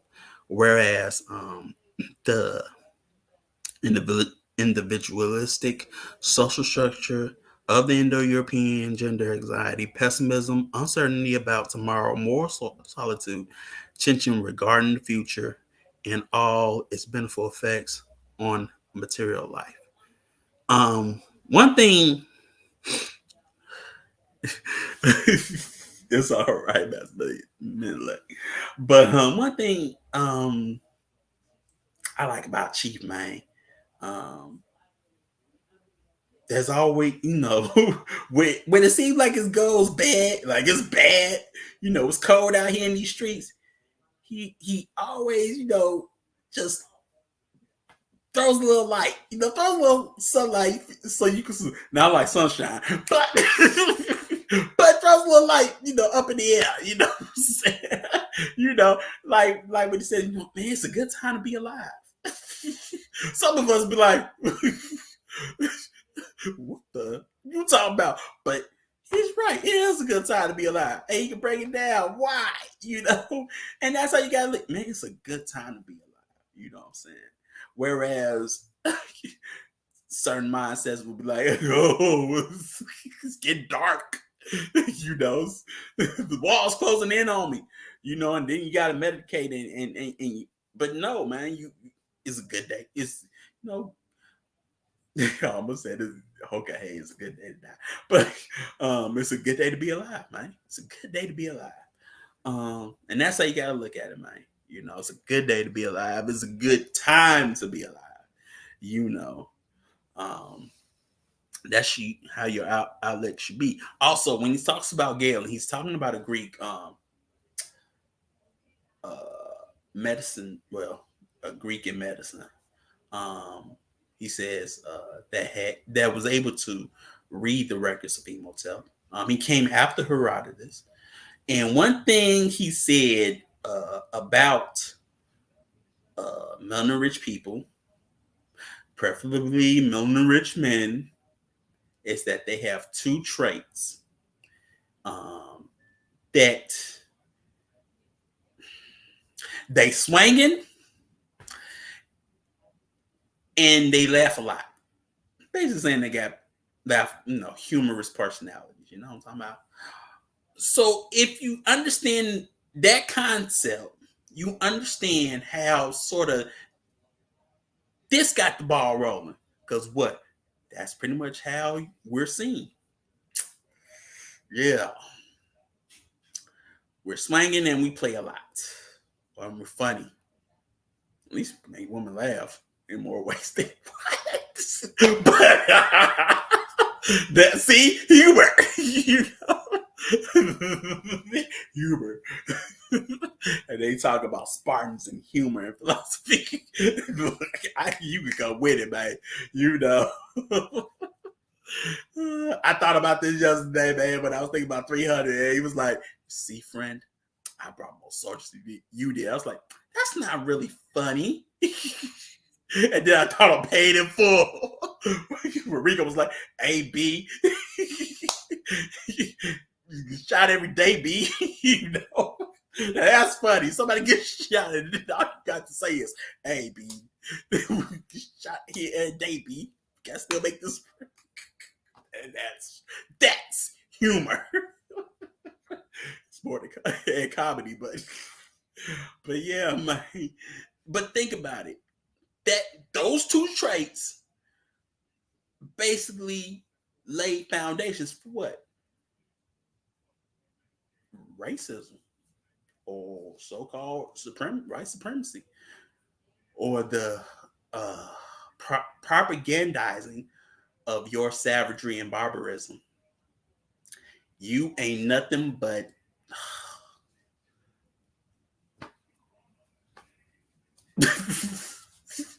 well endowed laughing savages, or playful children savages, childlike savages, whatever you want to call it, man. You know, that know how to jump and run and everything else. You know. But what? For a very long time, that was the thought. You're not that smart. You know, you clearly come from apes. You know, you're not that smart. You know, but you're very athletic. You know, your people are very athletic. Yeah. You know, shoot, it reminds me. I was even in this series how we was talking about, you know, Jack Johnson, man, and everybody, you know, the Euros thought he was not gonna beat Jim Jeffries, man. He wasn't gonna beat him. He was gonna get his butt whooped. He was gonna have what they call a yellow streak. He got a yellow streak, you know. But he got a little streaky long that you. But yeah, man, you know. But he, you know, he was gonna lose. You know, exactly. You know, and then what? He ends up what? Knocking him out. And then it gets so bad they don't want you to. They like cut the camera off. Cut the camera off. You know. And then you got a guy. You know, he can knock you out and take your girl. And thus the Man Act was invented. But the same thing, right? You know, like I say, those statements by Galen, you know, form so much about you, you know, to, you know, have so much racism, even though you prove so much more than being just that multiple times. Multiple times in many different ages, yet that was the summation of you. You know, it's just like lean on me. You are nothing but a bunch of and you're not going anywhere. You're lost. I can't really say it because, you know, it's kid-friendly show. Sometimes. But yeah, man. So let's get back into it. In the eyes and talking truth to ourselves, regardless as to whether that truth is painful or not. We must face the fact that we as a people, and I'll put it this way, let me put it this way, I often say it this way and I'll say it again. In order for us to be in the position we're in as people, we have to be crazy. We have to be out of our minds. We have to be in a state of deception and off our centers. It is not possible for the European, who is about 10% of the world's population, to rule over the other 90% of the world's population unless that 90% is crazy and out of its mind. It is not possible for the European who inhabits lands that are not wealthy in their natural resources and yet to be seen as the world's wealthiest people, and our peoples who inhabit the lands with abundant natural resources to be seen as the world's poorest people. For us to be in that position unless we are out of our minds as people. In other words, then, being crazy and being out of our minds, being maladjusted, whatever word you want to call it, is a political necessity for the European system to survive. It could not survive otherwise. And we must recognize that as the foundation of our situation, the necessity of the European to keep us out of our minds and to keep us maladjusted as a people. Therefore, the liberation of African man and the liberation of the world in general essentially involves the liberation from this state of craziness that we've been put into, and recognizing it and determining how we can escape it. For once we escape this state of mind that has been imposed upon us by political and other means, we then will begin to achieve what I call our liberation. I'd like to use as a base for what I'm going to talk about here tonight a section of the textbook I use in my course called General Psychology, an introduction to general psychology. I introduce my course often by telling my students that the book that you are going to use for this course, of course, has not been designed for you. It's not designed with you in mind. And it's not designed then to liberate you. Of course, as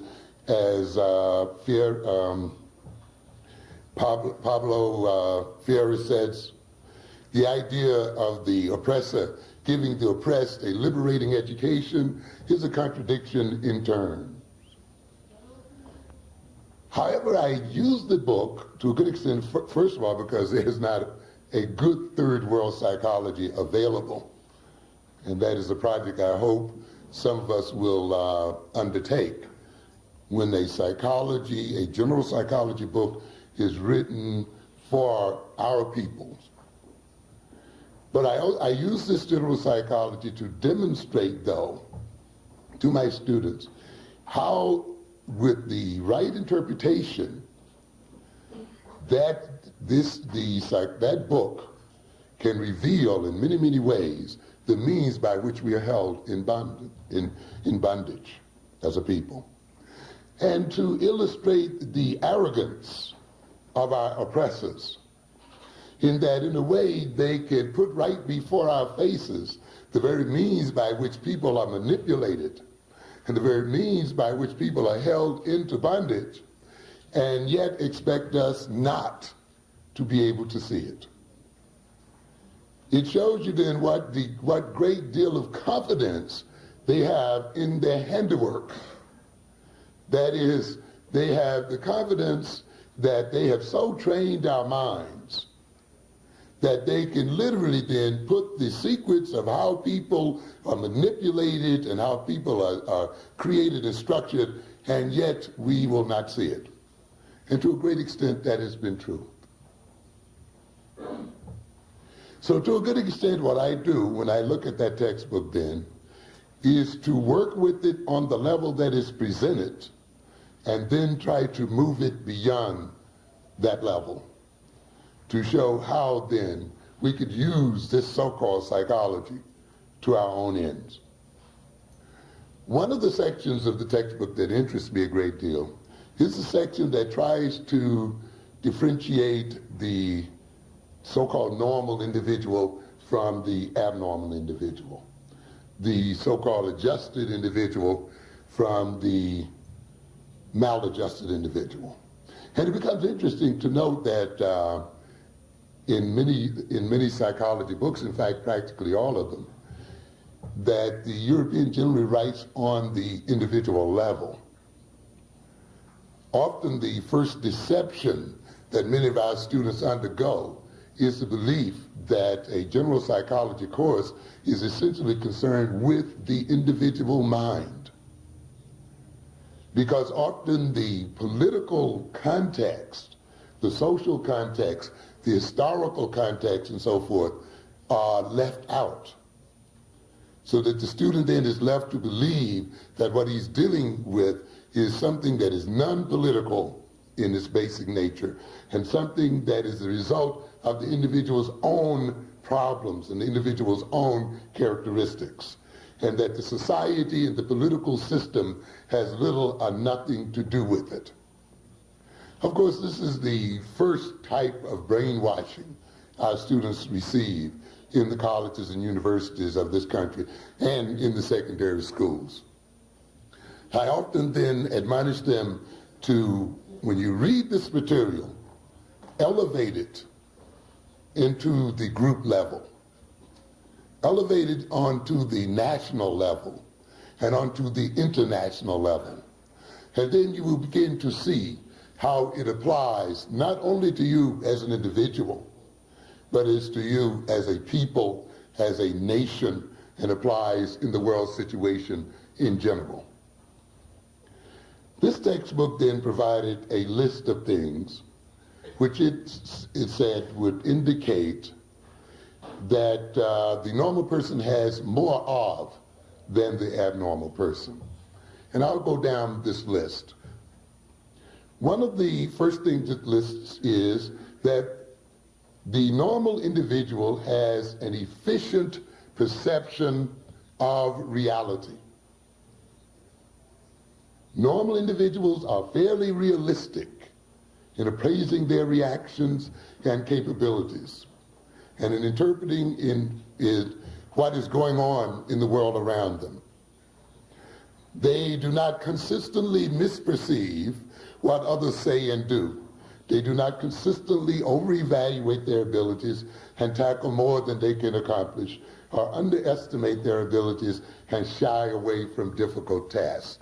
I must say this is from the general psychology book, Introduction to Psychology by Atkinson and Atkinson. An efficient perception of reality. In other words, what we're saying here then is that the normal individual deals with reality. And essentially, the abnormal individual is one who wrestles and deals with non-reality. At the center of almost any psychological maladjustment, psychological problem, is the attempt of the individual to escape reality or to avoid reality in some form or another. You can imagine for a moment how important it is for us to have a perception of reality, an efficient one, the ability to really perceive what is going on and to sense what is going on. Imagine for a moment that you've lost your sight and see in what way that influences your ability to deal with reality. Imagine then a little later you lose your hearing. Then you lose your feeling.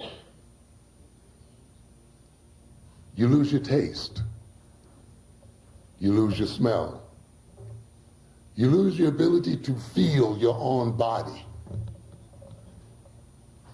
How then can you cope with reality? Can you really be human, having lost all of your senses?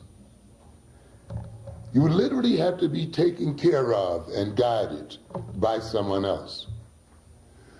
A person then who could not feel his body, could not see, could not hear, could not taste, is an individual, of course, who by no means is going to be able to cope efficiently with reality, except perhaps through the very needed help of others. In a sense, then, when we look at our situation in this country and in the world in general, we, to a good extent, have been made inefficient in our perception of reality by the European. Let's look again. A lot of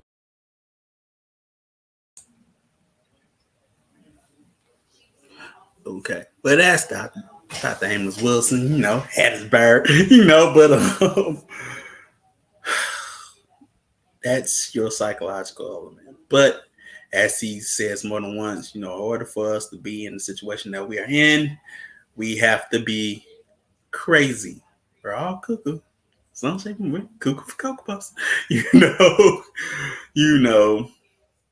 And that is what we must deal with. Coming out of the craziness and dealing with reality, because that's what normal people do. They deal with reality, not fantasy. I know for some of us, the Disney princess done lied. Disney lied for sure. Yes, that Disney princess vibe was a lie. I used to always think, Anita Baker fairy tales was on something, You never came to say, man. I was like, yep, that shows you the insanity when reality sets in. Like she watched too much Disney. And then reality set in. And then it just made her crazy. That's what I thought the song was really talking about as a kid. Be honest. But yeah, you have to deal with reality. Some people, a lot of people don't want to deal with reality. Social media does not have one deal in reality. It helps one deal with a lot of falsehoods and fantasy when one has to deal with reality. A lot of people crazy, but I know it was a hospital. So some of us got padded rooms. I'm sure I got a padded room. I think I requested a padded room. Um, some of us sit and just stare at the TV. So yeah, man. But we all are striving to get better, to live in reality, to be normal, melanin rich people. But yeah, man. So, okay. I gotta read the bolding. All right. Since by the actual nature of things, racism will never be wished away. The human race could escape the predicted general war between races and reach a real state of civilization at last through a symbiotic society. There would be no pretense of love and brotherhood, which did not exist, in fact. The fierce and increasing battles of the whites against integration illustrate the point most clearly. And this is why people of the African race will have to accept the harsh fact that they are rejected by whites, back up, and begin to reorganize for a position of power that commands respect, not love, and one that will therefore bring about the kind of cooperation and opportunities that eventuate in real equality and equal justice. Equality simply means the removal of every barrier that prevents a human being from realizing his fullest potential. And that deals with some reality. Dr. Amos Wilson used to always say, what if they never loved you? I used to say it just me, as long. What if they never loved you? And then sometimes he would say, if they had to choose between their children and yours, they're going to choose theirs. That deals with reality. And then he goes, and I don't blame them. Oh man, sometimes man, you just come back for how he said things, and that was one. And I don't blame them. He was cool. Like if he was a like a sinister villain or something like that, he'll have that down pat. Like he did voices, for like an antagonistic character. He could do it with that line. And I going to play them. So yeah.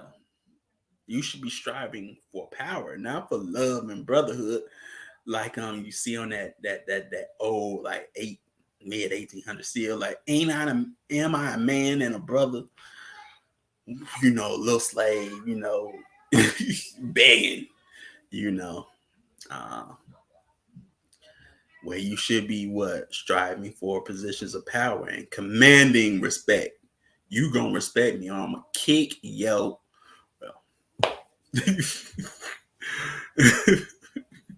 you can't beat me. You already know I can fight better than you. The track record proves itself. uh, So command respect, not love. Some of us be going for love, and we should be going for respect. Man, but yeah. So that's the reality of it. That deals with some reality, and that comes from Chancellor Wood's Instruction of Black Civilization. So moving on. Okay. For the blacks who are most victimized everywhere, read that. Okay. Their own situation can be radically changed in a program that regards money only as the means by which they can do things that must be done through cooperation. For the kind of new cooperation organization we have been discussing would be different from those now existing in fundamental aims and objectives. The concept here is cooperation as the humane law of life, total and actual unity, brotherhood and sisterhood throughout the organization, and not just economic cooperatives such as stores, markets, housing, farms, etc. Important as these will be, and in the midst of a dog-eat-dog, money-mad, competitive society, will be a movement in the direction of real civilization. The challenging question is whether blacks of the 20th century can recover enough of the vision, strength, and will of their forefathers who built the Great Pyramids to undertake the task of this present. See, deals with reality, and what is calling for cooperation, a new cooperation that forms or births actual and total unity. So yeah, it's not just buying black, but cooperating, with each other, whether you are of the Ma'afa or from the continent. That should be the we are one moment when we all can cooperate and we ain't thinking of I don't like you, something like that. We have our own biases, ethnic biases, I guess. That was one cool thing about them Southern boys, in rap, man. They could get along on a song or whatever, and it'd be hot, and they didn't have no such biases because they was from the South. They all from the South, unlike the North. And sort of the West in a sense. But that was one thing about them. They would put things aside and be like, hey, we gonna get it. We gonna make some classics. We gonna make some country rap tunes. And boy, did they. They about swinging. And therefore, that's what you had New Yorkers trying to sound like they country. Yeah. But yeah. So, but that show what? Cooperation, and it still has to be cooperation, just not in one area or one genre, man. It has to be all around cooperation. Even Chief would say, you need multiple forms in order to have a revolution. Otherwise, it's not going to work. It's just not going to work,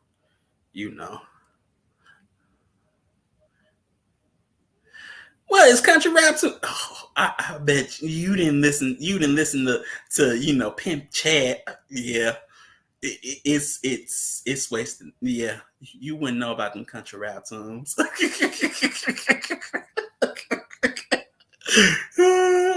Quit hating the South. Begin hating the South. Country rap tunes.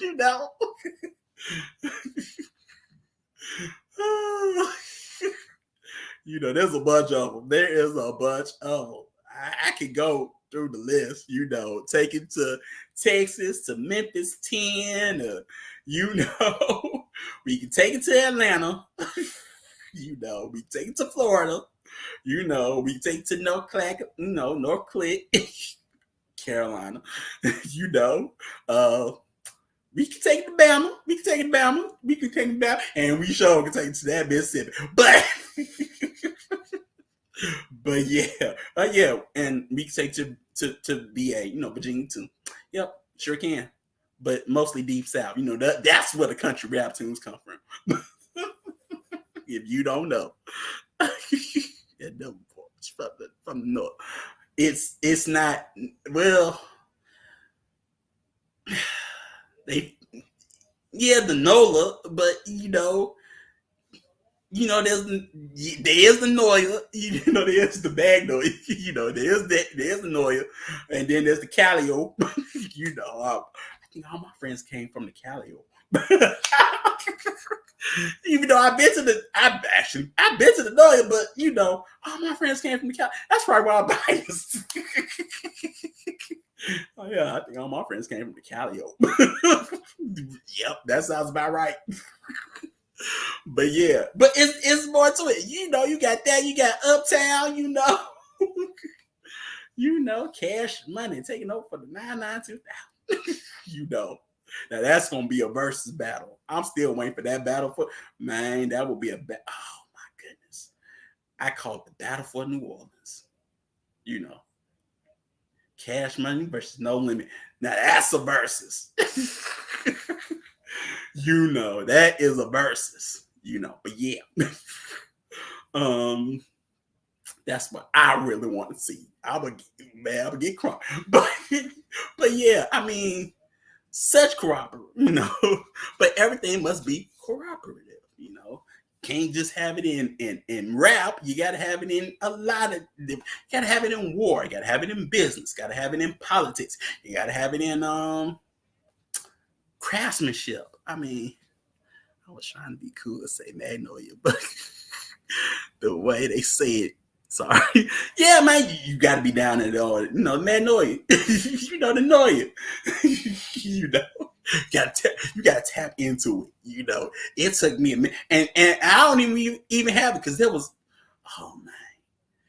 some that I could not understand what they were saying, especially this one girl. Oh my goodness, she was so New Orleans, but she had a different Noya accent that I just couldn't understand, but she said it's so good. She said, I like New Orleans accents now. I don't understand what you are saying, but it sure sounds nice. It's literally like, what is it, Beast of the Southern Wilds? Yeah, it's really, they really do really do talk like that. But yeah, man, you got to be able, I've been down there too long, and I just picked up on the speech, and so I can say it, and be down there, but like, yeah, man, coming from Kennebra up to the parish, and and then Storyville, and but yeah. Anyway, Elliot.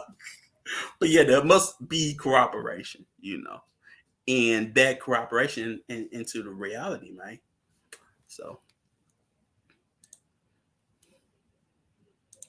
I want to examine what powers we as African people have available to us. To a great extent, the subject matter that we will cover today has to do with power, because intelligence is power, and genius is power. And it is going to take African genius for us to get the kind of power we need to exercise our influence in the world on our own behalf as people. In order for us to exercise the necessary power in our own behalf, we must awaken the sleeping intellectual giant that lies within our breast and within our minds as people. Some people looking at this book, Awakening the Natural Genius of Black Children, sort of probably think of it as a type of oxymoron, That is the sort of joining together of two diametrically opposed ideas, like sort of saying the false truth. You see, so for some people, natural genius and black people doesn't seem to go together. And some of us have a difficult time probably dealing with those two concepts all in one sentence. If we are somewhat uncomfortable with that, it probably points out that we have been indoctrinated to a great degree by our oppression, by our domination by Europeans. It implies, too, that we have come to believe in some myths about ourselves and about other people in this world. We must recognize that all social systems, including this one, is founded on mythologies. And mythologies are not just the falsifications of reality. Mythologies refer not just to a misperception of what is true and what is accurate. The mythology provides a guidance for behavior, provides an explanation for the world, provides understanding for the world and how it came to be as it is. To a great extent, mythology serves to motivate peoples and individuals toward particular goals and values. So the importance of mythology is not so much that mythologies may be true or untrue, but in what way do they transform the psychology and behavior and the sociology of a people. I've indicated under other circumstances that our failure to understand mythology has led to our failure to understand the work of the Honorable Elijah Muhammad, where many of us wanted to get into an intellectual argument with the Honorable Elijah Muhammad as to whether whites were devils or not. And many of us wanted to split hairs over good white folk and bad white folk. And many of us wanted to argue as to whether the mythology of Yaqub really represented reality. It was not the point. The point of the mythologies of the Honorable Elijah Muhammad was, in believing those mythologies, how would they motivate African American people to do for self, to gain independence, to gain power, and to gain their liberation? How would it detach us from our obsession with Europeans and things Europeans, the consumption of which helps to maintain the very power that oppresses us? Certainly whites must have known that there were some good blacks and bad blacks. They must have known that all of us were not alike. But the mythology of putting us all in the same class and category served to concentrate their power and served to organize their social system and served to motivate them to develop power and to motivate them to stand against the further development of African people. The mythology then was able to concentrate their mind and their resources so as to advance their interests. as a people. We have to come to understand then the nature of mythologies.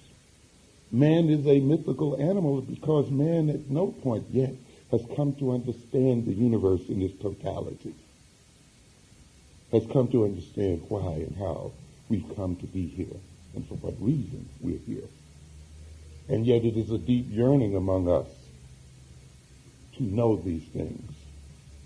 And mythology often gives us a sense of satisfaction in that we have some idea as to what these things and to why they exist.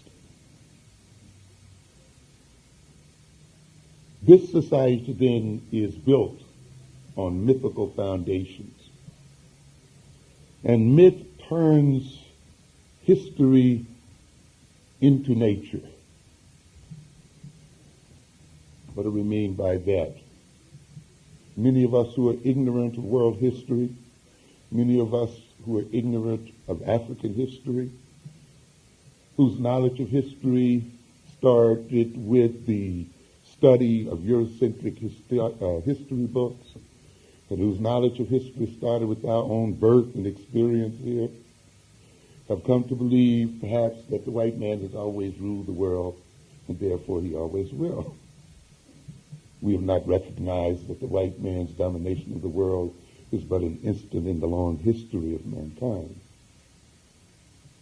Yet the white man has used that short instance of his domination of us and turned it into a mythology to indicate that he by nature is destined to rule over us, even though he has never ruled over us for any great period of time compared to our own history.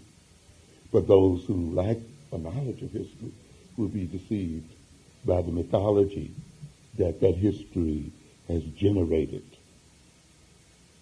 The political and often what passes for scientific philosophy of a culture serve a mythic function.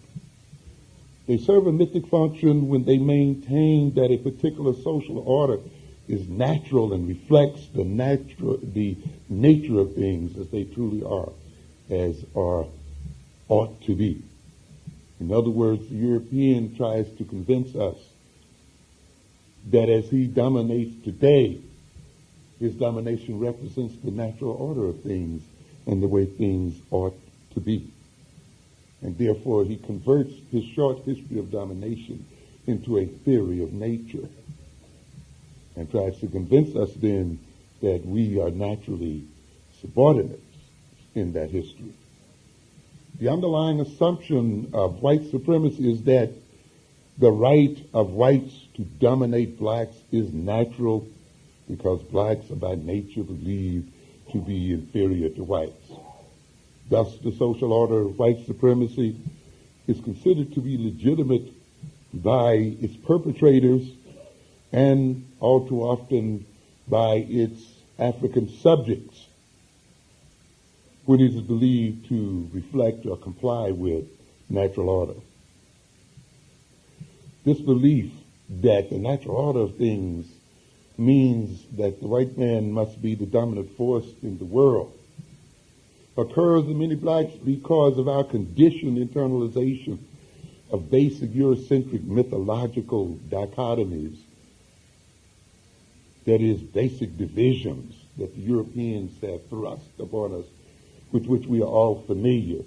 I've talked about those here before under the title of complementarities, that the European seeks to develop the collective and individual personalities of African people to complement their own, so that our personalities would be mirror images of theirs. So we have these so-called mythological dichotomies that equate white with good and black with evil and with clean and dirt, of course. We're familiar with those. White with rational and black with non-rational, white with authority and black with obedience, white with culture and black with nature, and white ultimately with superiority and black with inferiority. Every discipline And every means of communication has been used by Europeans to project these mythological dichotomies, these mythological oppositions. And unfortunately, because many of us are not familiar with our histories, and unfortunately because we have been so dependent on the information of Europeans, we have been conditioned to these dichotomies, and we have internalized them. Often we've internalized them not only consciously but unconsciously, and we've often internalized them when we have even tried to refute them consciously. We must recognize then that the entire mythic structure or structures on which white supremacy is based is on these kinds of presuppositions. If black people are non-rational and we are rational, if they are less intelligent and we are more intelligent, then we have the right to rule, to control, to dominate, to exploit. And you see then the whole social order of white supremacy built on these presuppositions. You see the segregation of housing in schools, the segregation into the inner cities, racial discrimination, job discrimination, and all of the various discriminations and injustices we talk about so much being based on these ultimate mythologies. We see these mythologies motivating the very value systems of this society and motivating.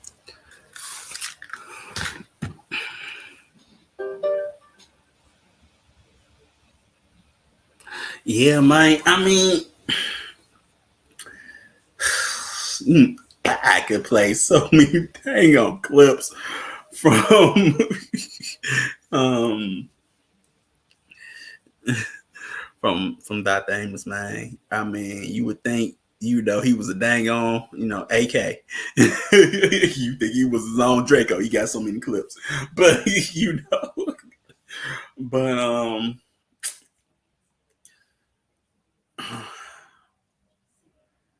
that was a lot, about myths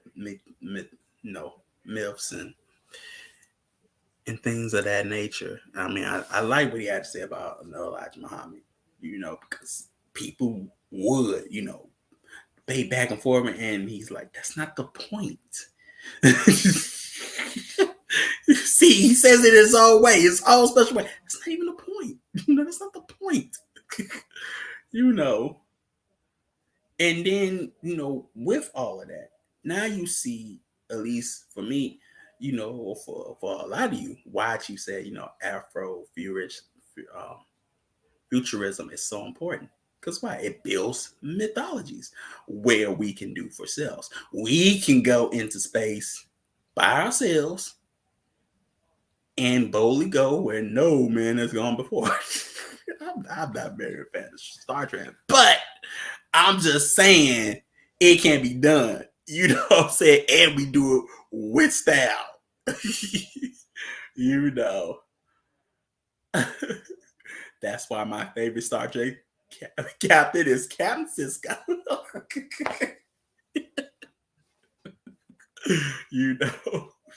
Can't beat him. None of them can beat him. You know what I'm talking about? And I didn't even care for dang on Star Trek until he came along. What? Yeah, when I started watching that. I started watching it.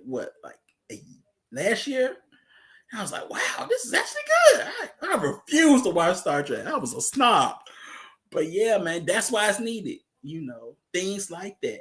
You can create your own story of the Matrix. I mean, it wouldn't be that hard.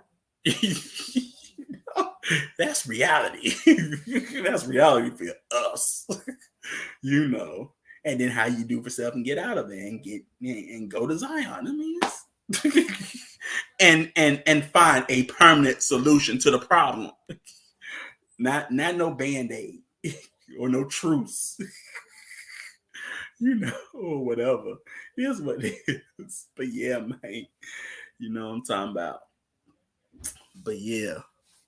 Yeah, yeah, man, knocking those down. See, country rap tools. Slim Thug Zero. Y'all still see. But he addressed a lot of things, The white people laughing, that's what's happening. He's saying, well, long as we stay divided, man, we gonna run the South. I got a bread truck, get up off that. Well, knocking those down. But yeah. So join us next strong. Join us next strong when we would go for part 2. Like I say, this is, I knew this part was going to be long, so we will be around for part 2. But join us tomorrow for our new fellowship. And look, Chief, you got music on all digital media platforms. I mean, the guy keeps on coming out with new music, like every strong there. They came out with AM. I mean, sometimes I can't keep up, but yeah, and check out, Midday Affirmative. That's still going down. So we look, man. look, we actually on the bread truck right now because we ain't leaving crumbs. We got loaves. Loaves. You can't do that with a country accent. You got loaves. Okay. But yeah. So we gonna keep on going with it, man. And we gonna keep on painting on the train. You know what I'm talking about? But I'm bumping the country rap too. I don't know about the rest of it. When I ride, I'm bumping the country rap too. So you might not want to get in the car with me. But yeah. So but give thanks to everybody. Give thanks for coming in and showing out, you know what I'm saying, and showing up. And like I said, we gonna do more with part 2. We gonna get more into it, and look, man, we just gonna keep on having fun with it. But like I said, man, I knew it. It's still moving, man. We still moving, still growing, because that's what it is, growth. You know what I'm talking about? So yeah. So give thanks, and I'll see you next strong, man. Peace.